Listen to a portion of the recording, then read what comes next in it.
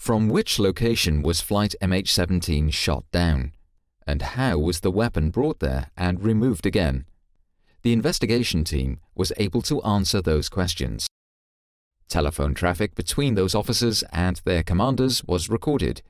On several occasions during those intercepted conversations, they speak about where they are and the route to be followed. There are numerous witnesses who saw the Baktila pass by.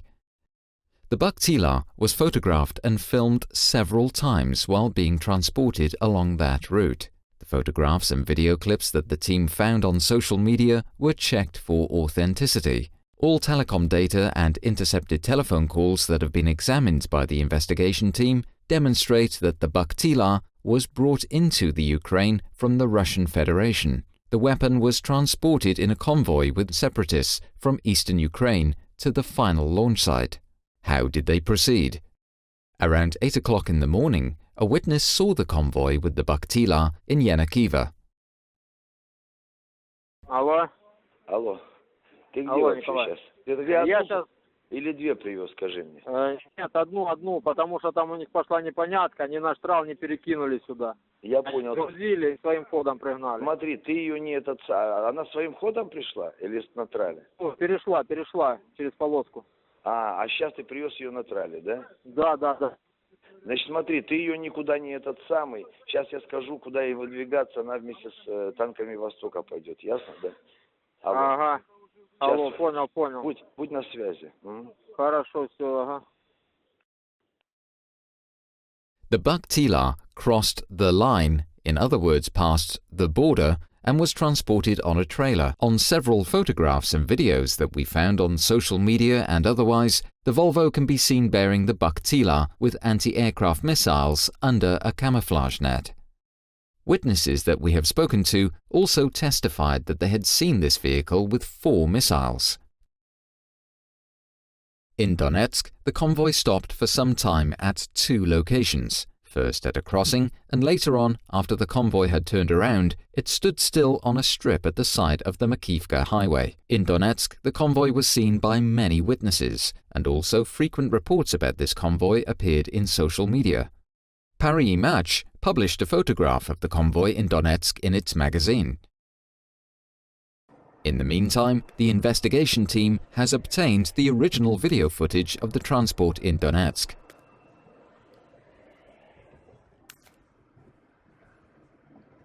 Starting at 1100 hours, the convoy continued on Main Road 21 into the direction of Makivka, Zurez, Torres, and ultimately to Shnichna.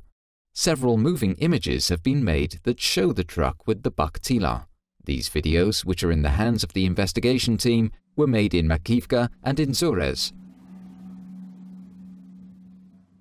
In Torres, the convoy was also seen multiple times, of which the investigation team has managed to obtain new images clearly showing the Baktila and the escorting vehicles.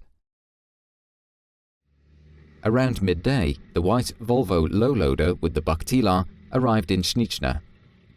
In Shnichna, the Baktila was loaded off the truck near the Furchet supermarket. From there on, the Baktila drove further on its own. In Shnichna, it passed by an apartment building. Then, the last moving images of the Baktila that are available show the system while driving towards its final destination.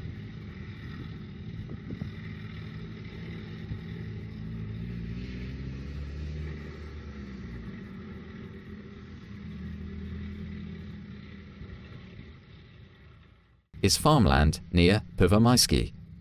This is 21 kilometers southeast of the spot where flight MH17 crashed. This evidence shows without any doubt that this farmland near Pervomaisky can be pointed out as the launch site. What does the evidence consist of? The investigation team has recorded statements of many witnesses. Some witnesses were very close to the launch site when the missile was launched. These witnesses spoke about a very loud noise, a violent explosion, and a high whistling sound. Other witnesses have testified that they had seen a plume of smoke, that they had seen the Baktila at the launch site in Pervomaisky. This photograph of the inversion trail was made in Torres and was distributed through social media. The photo was examined by the Netherlands Forensic Institute.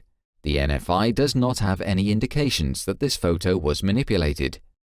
In addition, in the spring of 2016, after long research on social media, the investigation team found 2 new photos. Since it is difficult to see the inversion trail on the photographs, we show you the photos with the filter. The direction in which the witness was looking when he or she saw or photographed the trail. The spot where these visibility lines come together is located very close to the aforementioned farmland near Первомайский.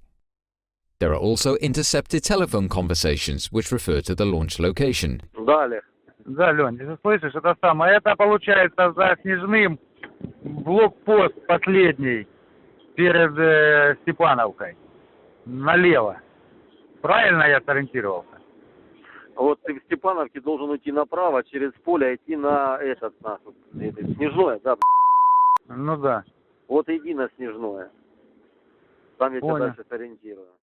The telephone of one of the participants to this conversation connects with the telephone tower, which is located closest to the launch site. The description of the surroundings in this conversation, the field and the forest, corresponds with the surroundings of the launch site in Первомайский.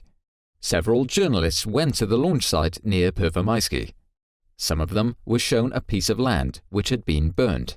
Other journalists spoke to inhabitants of the area, who told them that the field had been on fire on the 17th of July 2014. The satellite images which were made of this location on the 16th of July and the 21st of July were also examined. Because of the cloudy weather, images from the days in between could not be used. The images before and after the crash show significant differences. The photo of the 21st of July shows the charred and ploughed piece of land. Immediately after the launch, the Baktila was removed. There are hardly any images of the route along which the system was removed, since this took place late in the evening and during the night. However, we have been able to partially establish the route through analysis of telecommunication data and on the basis of the statement of a separatist who was involved in the removal of the Baktila. From there, the low loader went to Krasny Luch and then via Debaltseve to Luhansk. In Luhansk, in the early morning, a video was made of the Volvo truck with the low loader carrying the Baktila. One can see that at this point in time, there are only 3 missiles on the installation. From there, the transport moved on to the Russian border and then crossed that border. The JIT has intercepted telephone conversations which took place in the morning of the 18th of July 2014. Они довели до перекрестка машину, оставили. Пацаны пошли дальше сами. Так. Все, машина ушла туда, куда надо. И дошла нормально, все. Я Там понял. просто начались непонятные звонки от 10 человек. От каких 10? Ну, на его номер начали звонить разные люди, представляться, что то один, то второй, то третий, то четвертый, то он говорит, я уже говорит, потом, говорит, сам Стрелков начал звонить, представился. И он взял, выключил телефон.